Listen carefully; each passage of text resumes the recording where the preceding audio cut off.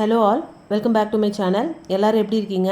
நான் படிக்க ஸ்டார்ட் பண்ணும்போதே டைம் வந்து பார்த்திங்கன்னா 12 ஆகிடுச்சு. ஆஃப்டர்நூனுக்கு மேலே நான் புதுசாக எந்த சப்ஜெக்ட்டும் எடுத்து படிக்கல. சரி, ஏற்கனவே படித்ததை ரிவிஷன் பண்ணலாம் அப்படின்னு சொல்லி ஸ்டார்ட் பண்ணிட்டேன். 6th தமிழ் தான் நான் ஸ்டார்ட் பண்ணேன். அதை மட்டும் படித்தா போதும் இன்றைக்கி. ஏன்னா 2 மேலே எனக்கு வீட்டில் ஒர்க் இருக்குது, அதை நான் பார்க்க போகணும். 6th தானே, தமிழ் ஏற்கனவே நம்ம படிச்சிட்டோம் அப்படின்னு சொல்லி கான்ஃபிடென்ஸில் தொட்டதுக்கப்புறம் தான் எனக்கு ஒரு 75% தான் ஞாபகம் இருந்துச்சு. 25% ஞாபகம் இல்லை. 6th தானே அப்படின்னு சொல்லி ரொம்ப அசால்ட்டாக படிக்க ஸ்டார்ட் பண்ணது தப்புன்னு புரிஞ்சுக்கிட்டேன். 6th இன்னும் இப்படி இருக்குன்னா ஹையர் கிளாஸ்லாம் போகும்போது எப்படி இருக்கும், இன்னும் எவ்வளோ தூரம் எனக்கு ஞாபகம் இருக்கும் அப்படின்னு எனக்கு தெரியல.